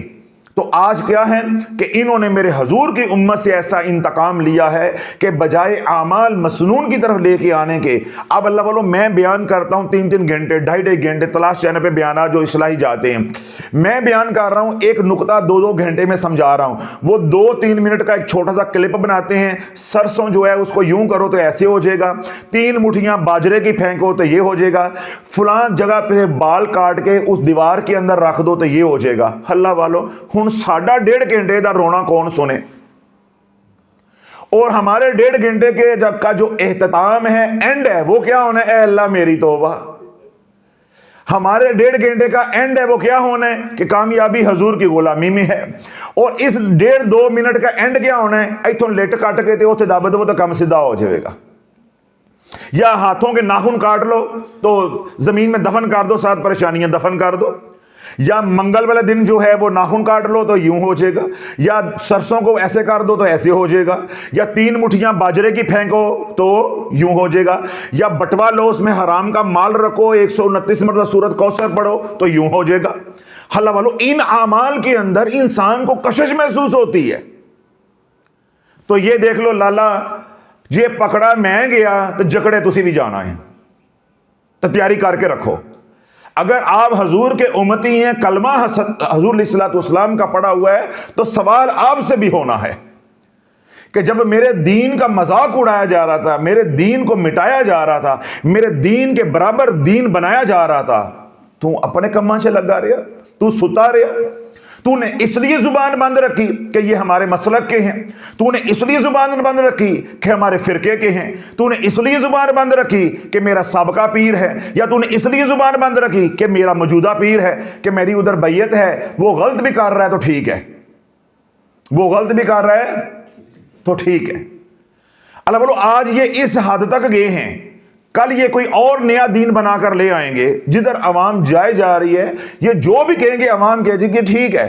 جو مرید آنکھ نہیں کھول رہا، جو عقیدت مند آنکھیں نہیں کھول رہے، جو مسنون اعمال کو چھوڑ کے بھاگے جا رہے ہیں، میں نے آپ کو ایک نقطہ دیا ہے کہ جب ناخن کاٹنے کا کسی بھی حدیث کی کتاب کے اندر 2 بیانات میں کر چکا ہوں، اگر میرے بیانات کے اوپر آپ کی تسلی نہ ہو، آپ کسی بھی مسلک کے ہیں، دنیا بھر میں جو سن رہے ہیں وہ بھی کسی عالم دین سے پوچھ لیں، کوئی حدیث کی کتاب کھنگال لے، اگر آپ کو ناخن کاٹنے کا مسنون طریقہ صحیح روایت کے ساتھ مل جائے، میں آج بھی ذمہ دار ہوں، قیامت والا دن بھی ذمہ دار ہوں، ممبر رسول پہ بیٹھ کے ذمہ داری کے ساتھ بات کر رہا ہوں، لیکن پھر بھی میں کہہ رہا ہوں ہو سکتا ہے میری نظر سے نہ گزری ہو، آپ کو کوئی مستند صحیح روایت کے ساتھ، متفقہ علیہ روایت کے ساتھ آپ کو کوئی روایت مل جائے، اب مجھے بھی بتانا، ساتھ میں بتا بھی رہا ہوں کہ نہیں ہے، ناخن کاٹنے کا نہ کوئی وقت ہے، نہ کوئی گھڑی ہے، نہ کوئی طریقہ ہے۔ تو جب اللہ نے اتنی آسانیاں دی ہیں، تو پھر اللہ والو جب اپنے اوپر یہ مسلط کریں گے جو ہمارے پیش پڑے ہوئے ہیں، جن کو ہم پیشوا کہتے ہیں، جو ہمارے پیش پڑے ہوئے ہیں، جب ان کے بنائے ہوئے طریقے اپنے پر مسلط کریں گے تو اللہ والو آپ کا ایمان اندر سے یہ کیسے چھین رہے ہیں آپ کو پتہ بھی نہیں ہے۔ کل ان کا نتیجہ وہی نکلے گا جس طرح آج امت کالی بلی سے ڈرتی ہے، کالے کتے سے ڈرتی ہے، مگر اپنے کالے کرتوت سے ڈرتی کتھے جاواں تے منجی کتھے ڈاواں۔ کالے کتے سے ڈرتے ہیں، کالی بلی گزر گئی ہے اس سے ڈرتے ہیں، کالی نظر سے ڈرتے ہیں، اپنے کالے کرتوتوں سے نہیں ڈرتے کہ میں اتنے بڑے اعمال کر رہا ہوں، خود گڑ گڑ کے لوگوں کو بتا رہا ہوں، امت کو ادھر چلا رہا ہوں، اس کا نتیجہ کیا نکلے گا کہ لوگوں کا ایمان بن جائے گا، توم پرستی اتنی پروان چڑھ جائے گی کہ لوگ کیا کہیں گے کہ آج میں نے منگل کو ناخن نہیں کاٹا اس لیے نقصان ہو گیا ہے۔ منگل کو ناخن نہیں کاٹے میں نے ناخن کاٹ کے پریشانیاں دبائی نہیں ہیں اس لیے پریشانیاں آ گئی ہیں. میں نے 3 مٹھیاں باجرے کی پھینکنی تھی میں نے آج نہیں پھینکی تو اس لیے پریشانیاں آ گئی ہیں. تو اللہ بولو یہ توم پرستی نہیں ہے تو اور کیا ہے؟ یہ توم پرستی نہیں ہے تو پھر اور کیا ہے؟ تو اس لیے اللہ بولو اپنے حصے کا دیا بھی جلاؤ. اللہ کے محبوب علیہ الصلوۃ والسلام کی امت کو بچاؤ. گھر گھر میں شافی کا پیغام پہنچاؤ کہ ان پیروں سے ان اعمال سے یہ بتانے والے بھی جھوٹے, ان کے اعمال بھی جھوٹے, ان کے فضائل بھی جھوٹے, ان کے فضائل بھی جھوٹے. اللہ میں کتنی بار یہ بات کہتا ہوں کہ میری جیب میں پیسہ ہی حرام کا ہے, وہ سورۃ کوثر پڑھنے سے حلال کیسے ہو جائے گا؟ میں نے کتنی مثالیں دی. کتے کو ذبح کرتے ہو اوپر تکبیر پڑھو گے حلال ہو جائے گا؟ حلال ہو جائے گا. کتے کو گیٹ پہ باندھو تب بھی حرام ہے. کتے کو اپنی گاڑی کے ساتھ باندھو گیراج کے اندر تب بھی حرام ہے. کتے کو ٹی وی لاؤنج کے اندر رکھو تب بھی حرام ہے. کتے کو اسی برتن کے اندر کھلاؤ جس برتن کے اندر خود کھاتے ہو تب بھی حرام ہے. کتے کو اپنے بیڈ کے اندر رکھو بیڈ پہ سلاؤ بھی تب بھی حرام ہے. حرام ادھر بھی ہے تو حرام ادھر بھی ہے. جو مرضی کر لو, پورا قرآن بھی کتے پہ پڑھ دو وہ حرام کا حرام ہی رہنا ہے. جس نے اپنی بہنوں کا حصہ دبایا ہے قرآن پڑھنے سے حلال ہو جانا ہے. جس نے نمازیں چھوڑی ہیں قرآن پڑھنے سے اس کی تلافی ہو جانی ہے. جس نے عشر زکوٰۃ دبایا ہے, جس نے حرام کمایا ہے, جس نے سود کا مال کمایا ہے, رشوت کا مال کمایا ہے, ملاوٹ کا مال کمایا ہے, اوپر سورۃ کوثر پڑے گا وہ حلال ہو جائے گا. اللہ بولو رجت کی پہلی وجہ جو سب سے بڑی ہے وہ یہی تو ہے کہ گناہوں سے توبہ کیے بغیر جب اعمال والی زندگی میں آؤ گے, عملیات کی زندگی میں آؤ گے, تو یہ عملیات کی زندگی یا عملیات کی دنیا تجھے لیر اور لیر کر کے رکھ دے گی. یہی تو ہم نے امت کو سمجھایا 11 مہینے میں کہ رجت کی سب سے پہلی وجہ کیا ہے, سب سے بڑی, کہ گناہ سے توبہ کیے بغیر عملیات کی دنیا میں قدم رکھنا. رجت ہو کے رہے گی, رجت ہو کے رہے گی کہ حرام کے اوپر حرام کھا گئے تو تو جو ہے وہ قرآن پڑھ کے حلال کر رہا ہے. اور نام پیروں نے کیا دیا ہوا جی, وہ جی اللہ کا ذکر ہی ہے. جاگتے رہی کہ میں کیا کہنے لگا ہوں, اللہ کا ذکر ہی ہے. اے پتہ نہیں نواں آ گیا چلو جی لوگی ایسے بانے ذکر تے لگن دینے, ذرا جاگتے رہنا. اب لوگی ایسے بانے ذکر تے لگن دینے تو ذکر ہی ہے نا. چلو حرام کماندے نہیں, آج نماز نہیں پڑھ دے تو کل یہ ذکر سورۃ کوثر پڑھیں گے یا فلاں سورۃ قریش پڑھیں گے وغیرہ وغیرہ, تو یہ چلو آہستہ آہستہ نماز پہ آ جائیں گے, حلال پہ آ جائیں گے. یہی کہتے ہیں نا. دیکھیں یہ کتنا خوبصورت لالی پاپ ہے, یہ کتنی خوبصورت بات لگی ہے. آپ کے آنکھوں میں بھی چمک آئی ہے کہ جو ان کا موقف تو ٹھیک ہے. تو کتا حرام ہی ہے نا, اوپر اللہ کا نام ہی ہے نا, تو پڑھ دیتے ہیں تو کیا ہو جاتا ہے. کتا حرام ہے نا, گدھا حرام ہے نا, تو وہ پڑھ دیتے ہیں. کوا حرام ہے تو مرغی مہنگی ہو گئی ہے تو اس کے اوپر اللہ کا نام لے لیتے ہیں. تو اللہ کا نام لینے میں کیا حرج ہے؟ چلو وہ حرام ہے, اللہ کے نام کا تو ثواب ہوگا نا. کیا ثواب ہوگا؟ ہوں رکھا کھلی آ جائے. بٹوے میں پیسہ کسی کا خون نچوڑ کے رکھا ہوا ہے, تو سارا قرآن ایک ٹانگ پہ بھی کھڑے ہو کے پڑھ لے, قرآن تیرے پہ لعنتیں ڈالتا جائے گا, تیرے اوپر وبال آئے گا. اسی کا نام رجت ہے, اسی کا نام رجت ہے. تو اللہ بولو علم بلند ہم نے کیا ہے, اب اس علم کو آگے لے کے آپ کی چلنا بھی ذمہ داری ہے. جو ہمارے متعلقین ہیں جو یہ آواز سنے یہاں پہ سوشل میڈیا پہ, اس کے اوپر یہ واجب ہے اس دور میں کہ حضور علیہ الصلوۃ والسلام کا پیغام, حضور علیہ الصلوۃ والسلام کی مسنون اور مبارک زندگی کو اجاگر کرنا. وہ جھوٹے فضائل, جھوٹے وظائف کے بیان کر کے دنیا میں پھیلائے جا رہے ہیں. میں کملی والے کی طیب زندگی دنیا کو نہیں پہنچا رہا, میں مر کیوں نہیں گیا. وہ لد جو ہے, وہ لد گھوڑے کی, گدھے کی, خچر کی جو لد ہے, اس کو اوپر برق لگا کے وہ بیچے جا رہے ہیں, وہ گند بیچے جا رہے ہیں. بدعات یا توم پرستی جو ہے اس کو پروان چڑھائے جا رہے ہیں. اور میں حضور کی مبارک زندگی زمانے کے سامنے پیش نہیں کر سکا. میں مر کیوں نہیں گیا, میں مر کیوں نہیں گیا. کیا منہ دکھاؤ گے قبر کے اندر, کیا منہ دکھاؤ گے. احادیث مبارک کی کتابیں فضائل کے ساتھ بھری پڑی ہیں.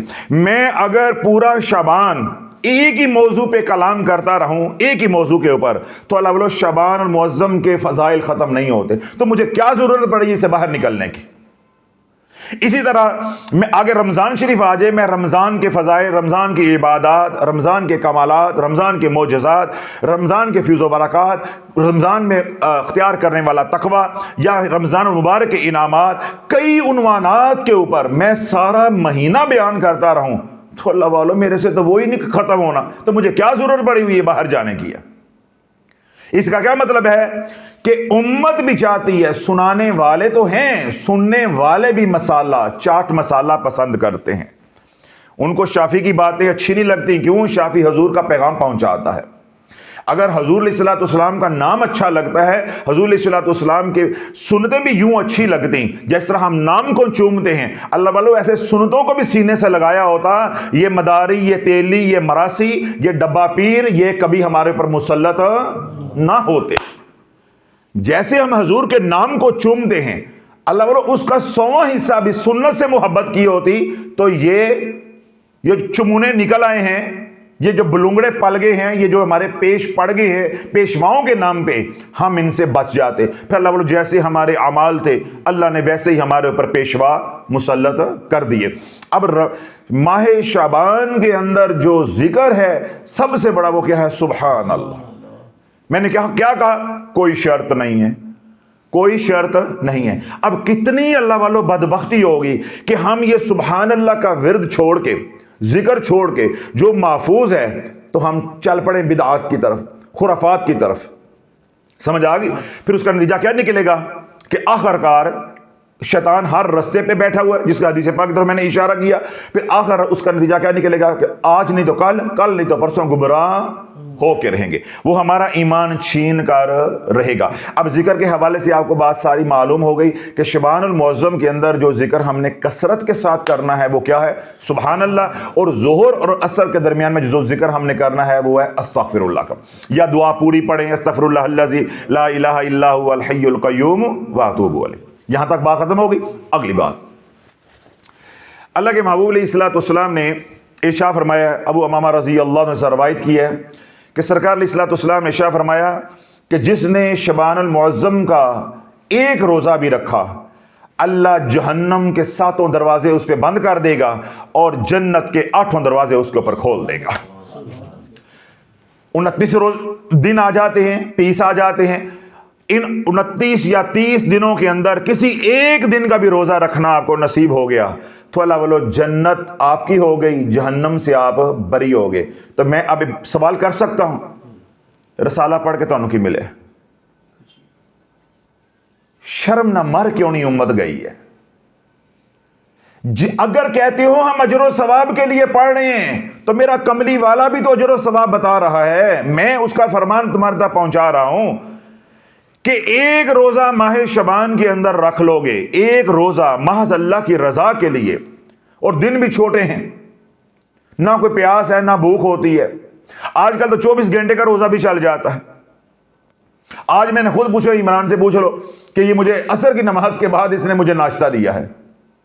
اب یہ بات سوشل میڈیا پہ بھی چلی گئی ہے، تو عمران تیری ہوں خیر نہیں ہے گی ہوں دیکھیں میری یہ تیاں پہنا تو کہیں جنہوں نے ذلیل کر دیا، انہوں نے کہنا کہ حضرت صاحب کو یہ مار کے چھوڑیں گے بھوکا رکھ کے۔ اسی طرح پوچھ رہے، آج وہ ڈاکٹر صاحب آپ کی امی حضور گئی ہوئی ہیں لاہور بچوں کے پاس ہیں، تو آج مجھے عصر کے بعد ناشتہ ملا ہے، عصر کے بعد تو دوپہر کا کھانا بھی ختم ہو جاتا ہے، اور دیا گیا ہے ایک کباب کے 4 ٹکڑے کر کے چھوٹے چھوٹے، اس کے ساتھ 3 سے 4 چپس اتنے، اور آدھا کپ چائے کا۔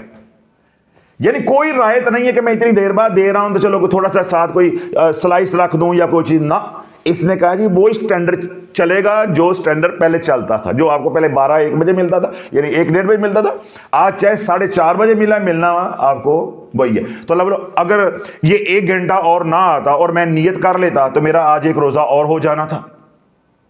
اگر مجھے سے کرتوت کا پتا ہوتا کہ اس نے میرے ساتھ یہ کرنا ہے تو میں نیت کر لیتا تو آج میرا روزہ ہو جانا۔ تو عرض اللہ کرنے کا مقصد یہ ہے کہ اتنے آسان روزے ہیں، جس نے ایک روزہ شبان المعظم کا رکھ لیا اس کے لیے کیا ہے؟ جنت، جہنم سے خلاصی۔ اللہ کے محبوب علیہ الصلوۃ والسلام نے ارشاد فرمایا کہ جس نے شبان المعظم کی یکم کا، یعنی یکم شبان کا جس نے روزہ رکھا، اس کو اللہ 10,000 شہداء کا ثواب عطا فرمائے گا۔ اللہ اس کو 10,000 سال کی عبادت کا ثواب عطا فرمائے گا۔ اس لیے اللہ والوں بھولنا نہیں ہے، میں نے وقت نکال کے تمام موضوعات کو آج پیچھے کر کے تو شبان کے اوپر کلام کیا ہے، تاکہ یہ بیان جو ہے وقت کے اوپر جو ہے وہ سوشل میڈیا پہ بھی چلا جائے اور آپ حضرات بھی اپنی تیاری کر لو، کمر جو ہے وہ کس لو۔ یہ نہ ہو کہ یکم شبان کا روزہ رہ جائے، بے شک درمیان میں بھی رکھ سکتے ہیں، ان کے فضائل آئیں گے آگے آئندہ آنے والے بیانات کے اندر، لیکن یکم شبان تو نکل گئی۔ تو یکم شبان کا جو روزہ ہے اس کے بارے میں اللہ کے نبی علیہ الصلوۃ والسلام نے کیا بات ارشاد فرمائی ہے کہ 10,000 شہداء کا ثواب، 10,000 سال عبادت کا ثواب ملے گا اگر یکم شبان کا روزہ اللہ رب العزت جو ہے مجھے آپ کو توفیق عطا فرما دیتا ہے اور ہم یہ نا روزہ رکھ لیتے ہیں۔ پھر اللہ کے نبی علیہ الصلوۃ والسلام نے ارشاد فرمایا کہ جس نے نوچاندی جمعرات کا، یعنی شبان المعظم کی جو پہلی جمعرات آتی ہے اس کو نوچاندی جمعرات بھی کہتے ہیں، اس کو نوچندی بھی کہتے ہیں، ٹھیک ہے، اس کو چاند کی پہلی جمعرات بھی کہتے ہیں، جو لفظ بھی آپ کو سمجھ آ جائے۔ یعنی شبان شروع ہوگا تو جو پہلی جمعرات آئے گی اس کو نوچندی بھی کہتے ہیں، نوچاندی بھی کہتے ہیں۔ جس نے اس دن کا روزہ رکھا، اللہ کے محبوب علیہ الصلوۃ والسلام نے ارشاد فرمایا کہ رب فرماتا ہے کہ جنت میرے پہ واجب ہو گئی تجھے دینا، میرے پہ واجب ہو گئی کہ میں تجھے جنت میں داخل کر دوں۔ تو یہ میں نے 3 فضائل بیان کیے ہیں۔ اگر آپ یہ کہتے ہو کہ ہم من گڑت وظائف کرتے ہیں ثواب کے لیے، تو ادھر آؤ ثواب کے لیے، حضور کے طریقوں پہ آؤ۔ اس کا مطلب ہے کہ گل کوئی ہو رہی ہے، گل کوئی ہو رہی۔ تو جب بات ہی کوئی اور ہے تو تیرا رستہ بھی پھر کوئی اور ہے، تیرا دین بھی کوئی اور ہے، تیرا طریقہ بھی کوئی اور ہے۔ نبی علیہ الصلوۃ والسلام کا یہ طریقہ ہے، سادہ سیدھی سیدھی زندگی، نہ لوگوں کے لیے پریشانی نہ اپنے لیے پریشانی۔ اللہ والوں جنہوں نے اصلاح کر لی ہے، ہماری بات سن کے ان کو سمجھ آ گئی ہے، اب ان سے پوچھو، وہ ڈائیں مار مار کے روتے ہیں حضرت صاحب ہمارا سب کچھ اجڑ گیا، یہ رسالہ، یہ کتابیں، یہ چینلز ہمیں کھا گئے، ہم غربت سے نکلے تھے، ہماری اولادیں جوان ہو رہی تھی، ہماری امیدیں تھی اللہ ہمیں رنگ لگائے گا، ہم نے اس ہوس کے اندر وظائف کر لیے کہ کسی کا ایڈمیشن اچھے کالج میں ہو جائے، کسی کا رشتہ اچھی جگہ پہ ہو جائے، کسی کا کاروبار ہو جائے۔ ہمیں کیا پتا تھا ان وظائف نے جو ہمارے پاس موجود ہے وہ بھی چھین لینا ہے۔ تو آج ان کو بات سمجھ بھی آ گئی ہے، ابھی نکلنے کا راستہ مل نہیں رہا، اگر راستہ مل گیا ہے تو نکلا جا نہیں رہا۔ اب وہ یہی کہتے ہیں بار بار حضرت صاحب ہم کب نکلیں گے۔ ہم کیا کہتے ہیں کہ سالوں کی تباہی ہے تو وقت بھی سالوں میں لگے گا، دھیرے دھیرے حوصلے کے ساتھ۔ لمحوں نے خطا کی ہے، صدیوں نے سزا پائی ہے۔ اب میں نے آپ کو ذکر بھی بتا دیا کہ اس ماہ میں ہم نے ذکر کون سا کرنا ہے، سبحان اللہ کا اور استغفار کا، یہ بات بھی مکمل ہو گئی۔ آگے روزے، تو روزہ کسی بھی دن کا رکھیں گے تو اس کی فضیلت بھی میں نے بتا دی، یکم شبان کا رکھیں گے اس کی فضیلت بھی میں نے بتا دی، اور اسی طرح اگر نوچاندی جمعرات کا رکھیں گے تو اس کی فضیلت بھی جو ہے وہ میں نے بتا دی، ٹھیک ہے۔ اب ایک عمل اور بتا رہا ہوں اور آج بات یہیں پہ میں ختم کر دوں گا، کیونکہ میرا کوئی تجربہ اچھا نہیں رہا۔ آج میرا ذہن یہ بنا تھا، ارادہ یہ تھا کہ شبان المعظم کے اوپر ایک ہی بیان کروں گا اور مکمل بیان کر دوں گا، لیکن امت کیا ہے، یہ رسالہ پڑھ کے، کتابیں پڑھ کے، شارٹس دیکھ کے، یوٹیوب کے، یہ اتنی اب بگڑ چکی ہے کہ ادھر بات کرتے ہیں ادھر بلا دیتی، ادھر بات کرتے ہیں ادھر بلا دیتی ہے، پھر کمنٹس پہ کمنٹس، میسج پہ میسج، آج کیا کرنا ہے، شب برات پہ کیا کرنا ہے۔ تو اس طرح میں نے پھر یہی فیصلہ کیا ہے کہ ہر ہفتے کے اعمال تازہ بتاؤں گا، تازہ کماؤ تو تازہ کھاؤ۔ تو اس لیے ایک ہفتے پہلے کے میں نے بتا دی ہیں، اذکار بھی بتا دی ہیں، روزہ جو ہے یکم کا اس کی فضیلت بھی بتا دی ہے، درمیان میں مثلا آپ کو اتوار کی چھٹی ہوتی ہے، آپ اتوار کا رکھ لیتے ہیں، اس کی فضیلت بھی بتا دی ہے، ٹھیک ہے، اور نوچاندی جمعرات آ جاتی ہے تو اس کی فضیلت بھی بتا دی ہے۔ اب اس ہفتے کا جو نوافل کا عمل ہے خاص، جو اللہ کے نبی علیہ الصلوۃ والسلام نے بتایا ہے، وہ بھی بتا دیتا ہوں۔ تو پہلا شبان کا جو ہفتہ ہے اس کی تمام نفلی عبادات آپ تک پہنچ گئیں۔ اب ان نفلی عبادات کو پکڑ کے ہمیں کسی کا انتظار نہیں ہونا چاہیے کہ کوئی کیا گدڑ سنگھی جو ہے مارکیٹ میں لے کر آ رہا ہے، ہم نے یہ دیکھنا ہے ہمارے کملی والے نے کیا فرمایا ہے، بس۔ اللہ کے محبوب علیہ الصلوۃ والسلام کا ارشاد پاک ہے کہ جس نے یکم شعبان کو، پہلے یکم شعبان کی روزے کی فضیلت ہے، یہ رات نوافل، یہ عمل جو ہے یکم شعبان کی رات کا ہے، یعنی چاند آپ نے دیکھ لیا، آج یکم ہو گئی، تو آج آپ نے کیا کرنا ہے کہ 12 رکعت نماز نفل پڑھنی ہے، کتنے رکعت؟ 12 رکعت، دو دو کر کے، تو کتنے سلاموں کے ساتھ ہو جائے گی؟ 6 سلاموں کے ساتھ۔ تو ہر رکعت کے اندر سورۃ فاتحہ کے بعد 5 مرتبہ قل هو اللہ احد اللہ الصمد لم یلد ولم یولد ولم یکن لہ کفوا احد۔ ہر رکعت کے اندر 5 مرتبہ سورۃ فاتحہ کے بعد قل هو اللہ احد بسم اللہ شریف کے ساتھ آپ پڑھیں گے، اور رکعتیں کل کتنی پڑھنی ہے؟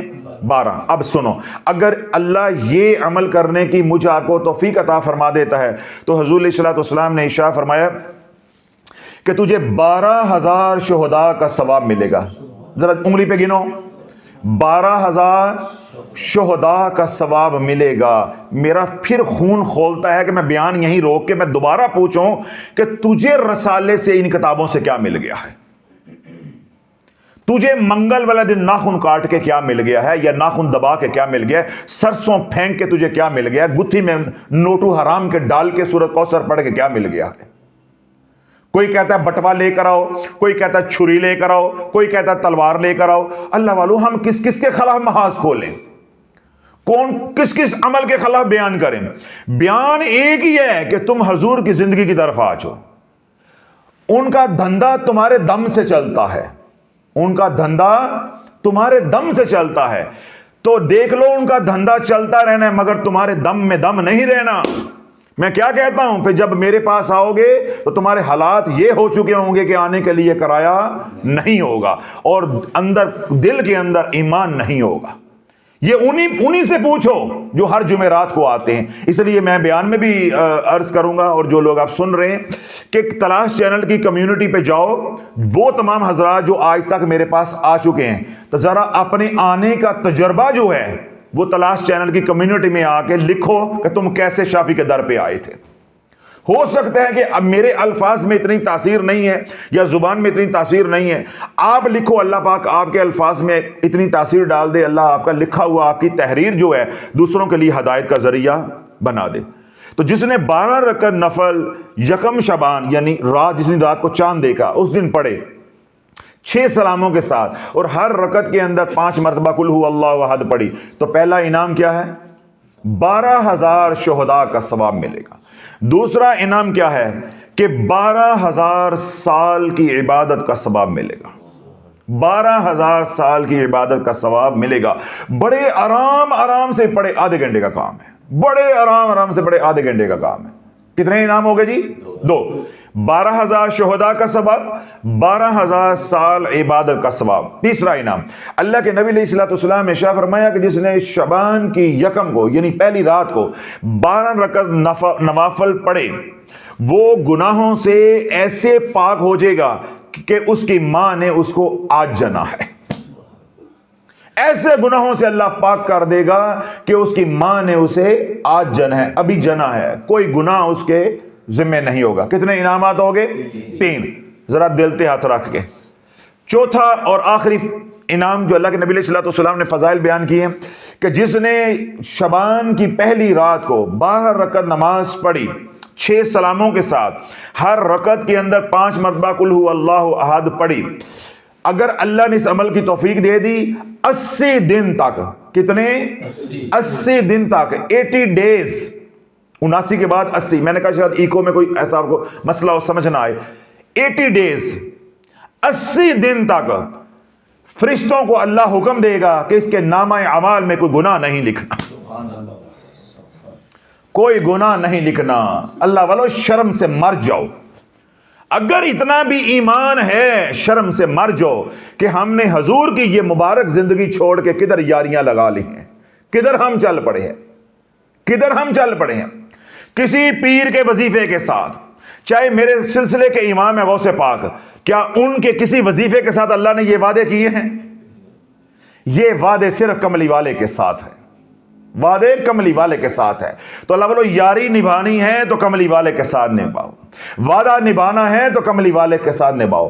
کسی نے کام نہیں آنا، نہ میں نے کام آنا ہے، نہ کسی اور پیر نے کام آنا ہے۔ کام آنا ہے مشکل کی گھڑی میں تو آمنہ کے لال نے کام آنا ہے، آسیوں کے لجپال نے کام آنا ہے، اللہ کے ماہی نے کام آنا ہے، کسی نے کام نہیں آنا۔ یہ بات اپنے اندر اتار لو۔ یہ جو کچھ بھی تمہیں دیا جا رہا ہے یہ سب لارے ہیں، تیرے لارے تیرے کوارے، کچھ نہیں ملنا، جو اپنی ایک سانس کا مالک نہیں ہے وہ کسی کو کیا دے سکتا ہے؟ جو اپنی ایک سانس کا مالک نہیں ہے وہ کسی کو کیا دے سکتا ہے؟ چلو بات سانس کی نہیں ہے جی، بات جی آخرت کی ہے، تو میری اپنی آخرت کا فیصلہ ابھی نہیں ہوا، میں جنتی ہوں میں جہنمی ہوں، تو میں جنت میں کیسے لے جانے کا وعدہ دے سکتا ہوں؟ آؤ لائن پہ، آؤ نا لائن پہ بھائی، یہ بات جی زندگی کی نہیں ہے، یہ بات تو آخرت کی ہے۔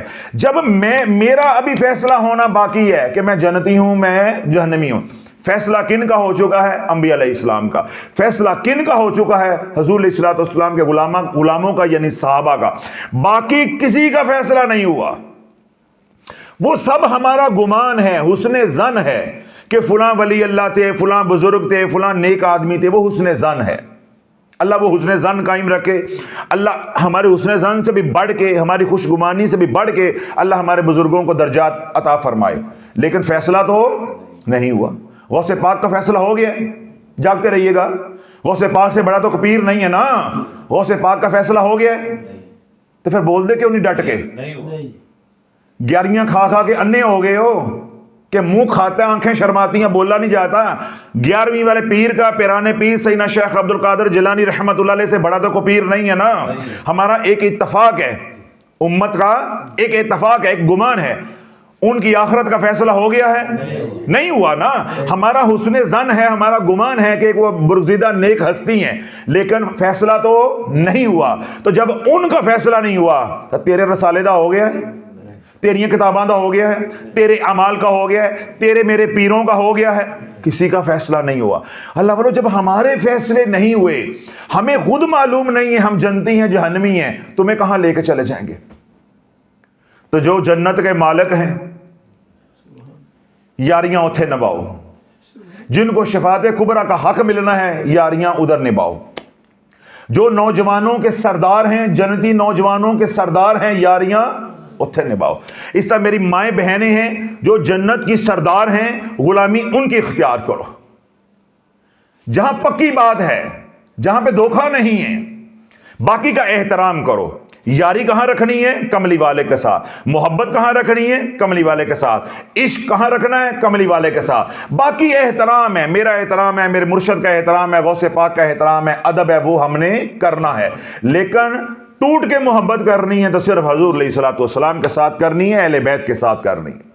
بات سمجھ آ گئی؟ تو اللہ بولا یہ عمل اگر آپ کو سمجھ آ گیا ہے تو یہ اتنی بات یہ آج کافی ہے ان پیروں کو چھوڑنے کے لیے، ان کے چینل چھوڑنے کے لیے، ان کی کتابیں چھوڑنے کے لیے، ان کے وظائف چھوڑنے کے لیے، اگر مزید برباد ہونے سے بچنا ہے۔ ایک بات اور آخری بات، اگر یہ وظائف برباد نہ بھی کرتے، یہ وظائف برباد نہ بھی کر دے، ان کا کوئی اثر بد نہ بھی ہوتا، اب یہاں میں بیٹھا ہوں تو یہاں میرے ساتھ کوئی ایک اور بندہ بیٹھا ہو، آپ لوگ سب میرے سے مرید ہیں، بات آپ میری سنیں، عمل آپ اس کی بات پہ کریں تو میرے دل کو سکھ پہنچے گا، ٹھنڈ پڑے گی، مجھے کتنا دکھ ہوگا کہ مرید میرے ہیں، بات میں نے کہی، حکم میں نے دیا، میری نہیں مانی، اس کے ساتھ کوئی تعلق بھی نہیں ہے اور اس کی مان لی ہے، میری دل آزاری ہوگی؟ تو اللہ والوں کبھی ٹھنڈے بیٹھ کے سوچ دے کیوں نہیں ہے؟ کیوں مت ماری گئی ہے تہاڈی ہے؟ کیوں تسی دیسی پی لی ہے؟ کیوں سستا نشہ تم لوگوں نے کر لیا ہے؟ سستے نشے کا یہی نقصان ہوتا ہے کہ یہ برباد کر دیتا ہے۔ جب 55 روپے جو تمہیں سارا کچھ ملے گا تو پھر یہی کچھ ہونا سی۔ اگر آپ نے کلمہ پڑھا ہوتا تلوار کے سائے میں، اپنے بہن بھائیوں کی جانیں لٹا کے استے پامال کروا کے ایمان ملا ہوتا تو آج گل 55 تے نہ بن دی، آج گل 55 تے نہ بن دی، آج چینل سبسکرائب کرنے پہ بات نہ بن دی، آج یہ کہہ کے بات نہ ختم کر دیتے کہ ساڈا پیر ساڈے مسلک دا ہے گئے، پھر آپ کو پتا ہوتا کہ مجھے ایمان کیسے ملا ہے، مجھے ایمان کیسے ملا۔ اللہ بولو اگر آپ یہ کہتے ہو کہ میں کسی بات کا حکم دیتا ہوں، میری بات نہیں مانتے، یہاں ایک سامنے بندہ بیٹھا ہوا ہے، اس کی آپ بات مان لیتے ہیں، تو آپ کی کتنی دل آزاری ہوگی نا۔ تو جب حضور کا حکم نہیں مانو گے، میرا تیرا کسی اور کا حکم مانو گے، تو سرکار علیہ الصلوۃ والسلام کی کتنی دل آزاری ہوگی۔ اللہ بولو میری تیری دل آزاری ہو۔ نظام الدین اولیاء رحمت اللہ فرماتے ہیں کہ شرک کے بعد، سنو شرک کے بعد سب سے بڑا گناہ کسی کا دل توڑنا ہے، چاہے کافر کا کیوں نہ ہو، کسی کی دل آزاری کرنا ہے تو تم دل آزاری کس کی کر رہے ہو؟ حضور علیہ الصلوۃ والسلام کی. کسی کافر کا دل دکھایا جائے تو اللہ روٹھ جاتا ہے کہ کافر بعد میں ہے، بندہ پہلے ہے. اس کا کفر ہے، یہ ایمان لے کر آیا ہے یا نہیں آیا، یہ معاملہ میرے ساتھ ہے، یہ میری مخلوق ہے، میں نے بنایا ہے. تو اللہ بولو کافر کا دل دکھاؤ تو اللہ روٹھ جاتا ہے. سیدنا ابراہیم علیہ السلام نے کیا بات کہی تھی؟ صرف یہی کہا تھا نا کھانا کھانے سے پہلے اللہ کا نام لو. تو وہ ناراض ہو کے چلا گیا، تو اللہ ناراض ہو گیا تھا اپنے خلیل سے کہ میں 70 سال سے اسے کھلا رہا ہوں تو میں نے شرطیں نہیں رکھی. اے میرے خلیل، ایک دن تجھے کھلانا پڑا ہے تو تو نے کھانا مشروط کر دیا ہے. میں 70 سال سے اس کو کھلا رہا ہوں، پلا رہا ہوں، چلا رہا ہوں، اپنی نافرمانی کو بھی دیکھ رہا ہوں، تو تو نے ایک وقت کا کھانا دینا چاہا اور تو نے شرط رکھ دی کہ بسم اللہ پڑھو گے تو کھانا کھاؤ گے. تو اللہ ناراض ہو گیا. کس سے ناراض ہو گیا؟ اپنے دوست سے، اپنے خلیل سے. تو تم جو حضور علیہ الصلوۃ والسلام کو ٹھنڈی ہوائیں پہنچا رہے ہو، کیا پیغام دے رہے ہو کہ یا رسول اللہ یہ زندگی ہمیں پسند نہیں ہے، جو شافی نے باتیں بتائی ہیں یہ ہمیں پسند نہیں ہے. ساڑھی گل 55 سے بننی ہے، ساڑھی گل آیت کریمہ پڑھ کے بننی ہے 1.5 لاکھ کروڑ مرتبہ، 1.25 کروڑ مرتبہ. ہماری بات بڑھنی ہے 5 صورتہ کے ساتھ، ہماری بات بڑھنی ہے اخبار جہاں میں جو وظائف آتے ہیں اس کے اندر، یا جمعے کا جو میگزین آتا ہے اس کے اندر، یا کوئی اور کتاب ہے. یہ آج کے دور میں جو چینلز ہیں، یا رسول اللہ نہیں، جو مزہ انہاں سے وہ مزہ تہاڈیاں گلاں سے تو نہیں ہے گا نا. یہی پیغام دے رہے ہو نا. پھر تیاری کر کے رکھو، تیاری کر کے رکھو.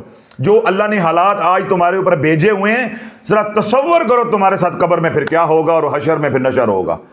تو آج مبارک گھڑیاں ہیں، 27 رجب جو ہے وہ قریب ہے.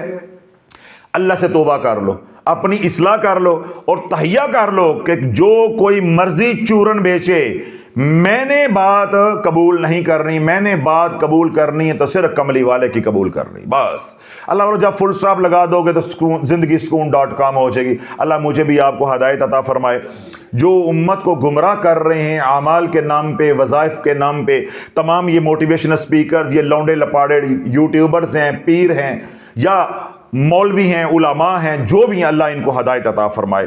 حضور علیہ الصلوۃ والسلام کی زندگی پڑھنے، حضور علیہ الصلوۃ والسلام کی زندگی سمجھنے اور حضور علیہ الصلوۃ والسلام کی زندگی پہ عمل کرنے کی ہم سب کو توفیق عطا فرمائے، تاکہ ہم خود جو ہے سرکار علیہ الصلوۃ والسلام کی سیرت النبی کو پڑھیں، ہمیں شوق پیدا ہو، ہم ممبروں پہ آ کے بھی وہی بیان کریں. میں نے کیا کہا کہ وہ جھوٹے فضائل بیان کر کے جھوٹ بیچے جا رہے ہیں، گند بیچے جا رہے ہیں. ہماری بدبختی یہ ہے کہ ہم سونا نہیں بیچ پا رہے، ہم سونا نہیں بیچ پا رہے، سونا نہیں بیچ پا رہے. میں اس وقت نشتر میں تھا تو ڈاکٹر ذاکر نائک کا عروج تھا اس وقت نا، عروج تھا اس وقت. ہندوستان کے اندر بھی ان کے بڑے بڑے جلسے جو وہ ہوتے. تو مجھے ڈاکٹر ذاکر نائک صاحب کا نا ایک فکرہ بڑا اس وقت لگا. اسٹوڈنٹ لائف کی چھوٹی عمر تھی لیکن اللہ نے میرے دل میں اتار دیا. آج بات ختم کر رہا تھا تو میرے دل میں اللہ نے دوبارہ ڈال دیا. ڈاکٹر ذاکر نائک صاحب نے کیا کہا کہ گل ساری پیکنگ دی ہے. بات کس کی ہے؟ پیکنگ کی. بات کس کی ہے؟ پریزنٹیشن کی، کہ ہم پیش کیسے کرتے ہیں، ہم پیش کیسے کرتے ہیں. انہوں نے کہا کہ کرسچینٹی، عیسائیت سب باطل ہے، کفر ہے. کفر اپنے کفر کو اتنے خوبصورت طریقے سے پیش کر رہا ہے کہ افریقہ کے مسلمان بھی خرید رہے ہیں. نہیں سمجھ آئی آپ کو؟ ڈاکٹر ذاکر نائک صاحب کی بات آپ کو سمجھ نہیں آئی؟ میں دوبارہ دہراتا ہوں. ڈاکٹر ذاکر نائک صاحب کیا کہہ رہے ہیں کہ کرسچینٹی، عیسائیت باطل ہے، کفر ہے. کافر اپنے کفر کو اتنی اچھی پیکنگ کر کے، اتنی اچھی پریزنٹیشن کے ساتھ بیچ رہا ہے کہ افریقہ کے مسلمان بھی اسے خرید رہے ہیں. کیوں؟ افریقہ کے مسلمان مرتد ہو رہے تھے، اسلام چھوڑ کے عیسائیت کی طرف آ رہے تھے. فلپین کے مسلمان مرتد ہو رہے تھے، مسلمانی چھوڑ کے عیسائیت کی طرف آ رہے تھے. یعنی انہوں نے عیسائیت کو اپنے اخلاق، اپنی امداد، سیلاب کے اندر امداد، زلزلے کے اندر امداد، یا کوئی اور بلا آ گئی اس کے اندر امداد کر کے انہوں نے اپنی عیسائیت کو، اپنے باطل کو، اپنے کفر کو ایسا لبادہ جو ہے وہ پہنا کے پیش کیا کہ مسلمان کملی والے کی زندگی چھوڑ کے وہ گند خریدنے پہ مجبور ہو گیا. اور ہمارے علماء، ہمارے پیشوا، ایسی بد نصیبی ہمارے ساتھ ہے کہ ہم کملی والے کی طیب زندگی، اس کی پریزنٹیشن اچھی نہ دے سکے، ہم حضور کی زندگی پیش نہ کر سکے. क्यों? हमने पढ़ी नहीं थी, हमने वो पढ़ी नहीं थी। पढ़ी होती, उस जिंदगी के अंदर हम कड़े होते, तो जब मिंबर पे बैठ के बोलते तो लोगों के दिल से ये आवाज आती कि छोटा मोहम्मद ऐसा है तो बड़े मोहम्मद की क्या शान होगी। लोग पीर को देखते तो उनके अंदर से आवाज आती कि छोटा मोहम्मद ऐसा है तो बड़े मोहम्मद की क्या शान होगी अलैहिस्सलातु वस्सलाम। ये उम्मती का मकाम है, ये उम्मती का मकाम है, गुलाम का मकाम है, तो आका की क्या शान होगी। तो ये बात हमारे अंदर से निकलती। तो जब हमारे पेशवाई ऐसे हो गए जिनको मैं कहता हूं जेड़े पेश पे गए साढ़े, तो उनको देख के कलमा किसने पढ़ना था। तो उसका नुकसान क्या हुआ कि मुसलमान ईसाइयत ले रहे हैं, मुसलमान ईसाइयत, ईमान देख के ईसाइयत। किस बात का उन्होंने गिला किया कि हम मुसीबतों में आए तो मुसलमान हमारी मदद को ना पहुंचे, ईसाई हमारी मदद को पहुंचे। इस बात पे उन्होंने ईमान दे दिया, इस बात पे ईमान दे दिया। तो आज जब झूठे वज़ाइफ मुसीबत के मारे लोगों को बताए जाते हैं, उनके अंदर ये बात बिठाई जाती है कि हमारे दीन में तुम्हारे मसाइल का हल नहीं है, तो साड़ी मेहरबानी है ही तुहाडे मसलियां दे हल दस दे पे। जब उनके ऊपर मिंबर रसूल पे हकीकत खुले कि हर मसले का हल जो है वो किताब और सुन्नत के अंदर है, तो कोई मुसलमान बाहर जाएगा? नहीं। तो इसमें क्या है? हम भी मुजरम, उलमा भी मुजरम, मशाइख भी मुजरम, सारे जिम्मेदार हैं हुजूर की उम्मत को यहां तक पहुंचाने के लिए। तो अपनी अपनी इस्लाह कर लो, वक्त बड़ा थोड़ा है।